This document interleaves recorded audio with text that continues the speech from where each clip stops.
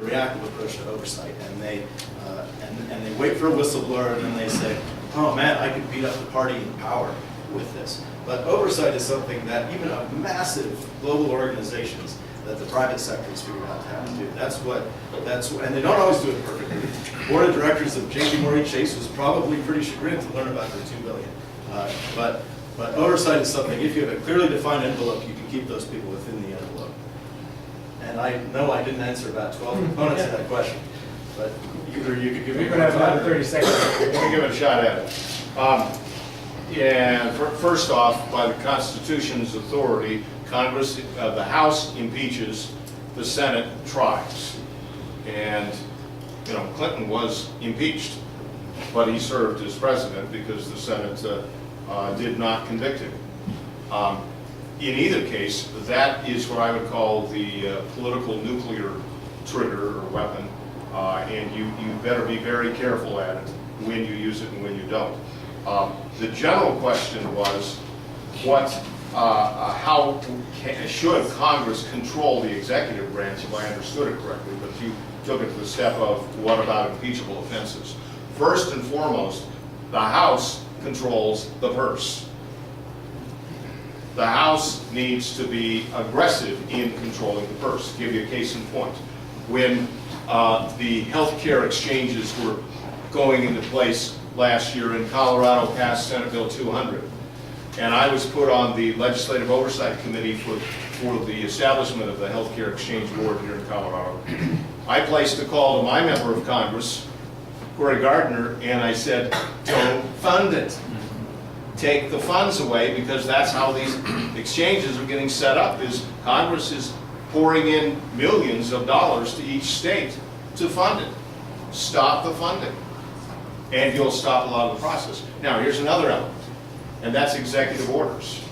I do believe that the laws should be very specific and clear, but presidents have, and of necessity, if you're the executive, you have to issue orders, but they had better be within the scope of the law and not create new law or go outside of the law. That's where the high crimes and the misdemeanors occur, is when the president considers himself above the law. And that is when and where, and yes, I shall, and I signed on when first year I was down in the legislature, we tried to impeach a judge for what we thought was a very bad decision on their part. And I wasn't the prime sponsor, that was then Representative Brophy, but I was one of the first ones to go on as a co-sponsor, and I'll do the same in either case in the Congress. Yeah, the impeachment power, one other thing we're going to talk about with the impeachment power is that it doesn't just apply to the president, it applies to just about anybody who's confirmed by the Congress.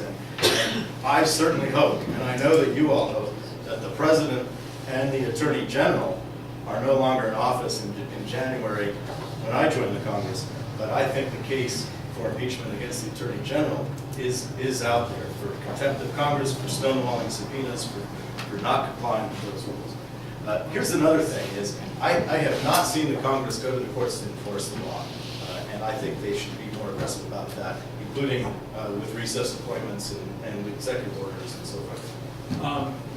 Let me just respond to that, because we're trying. On more than one occasion, I joined with others. The first time was when Clinton used the power of the executive to go into Bosnia, to go into the Balkans, and did so without a declaration of war or anything else. And we actually did, Bob Schaefer and I tried to take him to court on that, and say that that was beyond his scope of responsibilities under the Constitution. There have been several attempts to do so, and what happens, I'll just tell you right now, is that the courts immediately say, first of all, you have no standing, and secondly, that it's your problem. It's not a court problem. If you think if this is a problem with the executive, you handle it. It's very frustrating, especially when they tell you you have no standing. You think, what do you mean? Can I exercise my 30 seconds? Yeah, sure. And that would be most appropriate as well. But I remember when Bob went after that, And you're right, the no standing just take, congressman, but the Constitution gives Congress authority over the executive in terms of impeachment and in terms of control of the person. Right. And it is also a battle between the three branches that should be balanced. That is the checks and balances that are appropriate. Marbury v. Madison, I believe it is, back in the beginning of the 19th century, was the courts taking authority over Congress. We need to fight that.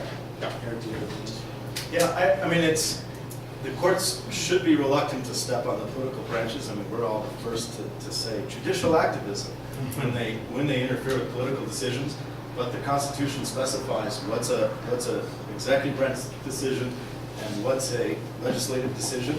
A good example to me would be recess appointments.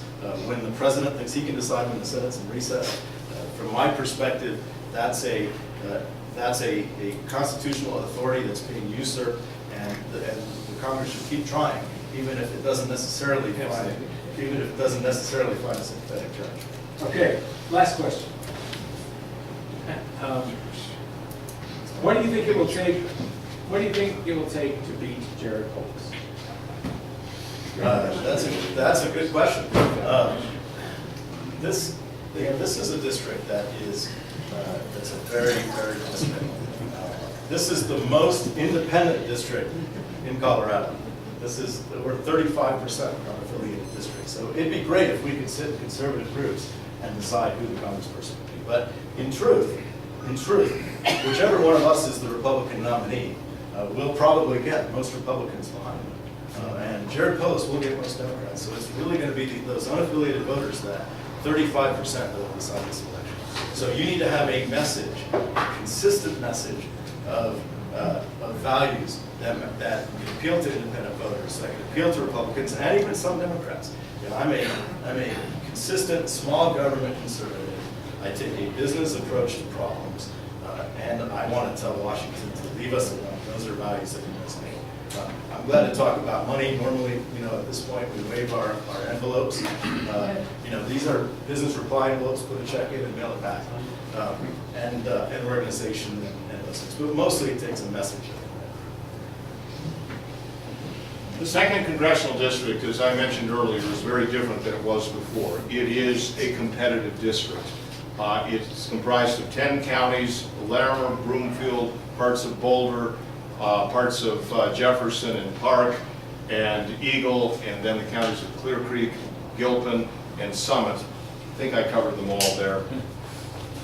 When I looked at the whole strategy of what it's going to take to win, I see that I need to perform the way I have performed in Larimer County, and do the same in Jefferson County and in Broomfield County, and be competitive in the rest of the areas.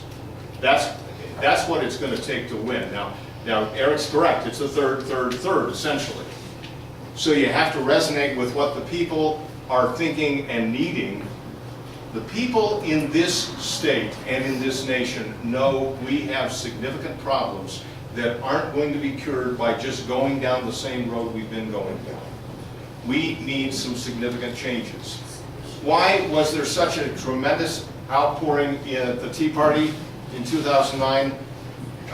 Okay, I'm out of time. I'll add it up later. The question actually was one probably that would have been suitable for your closing statements, and we have 2 minutes apiece for this. There we go. Why don't we take it? Let's see, who started out? I did. Okay, then you will start. Okay. Closing statement, 2 minutes. Thank you guys all for being here today and all these great questions. We're at a point where all of these issues matter. We're at a tipping point with our debt. I know from being in business that debt's okay until all of a sudden it isn't, and that's what we're seeing here. I know that we're at a tipping point in spending. If we don't get it coming the right way, it's never going to get there. We're at a tipping point in government's relationship with us and its intrusion into our lives. It is really, really important. This is not just an important election. This is a tipping point election.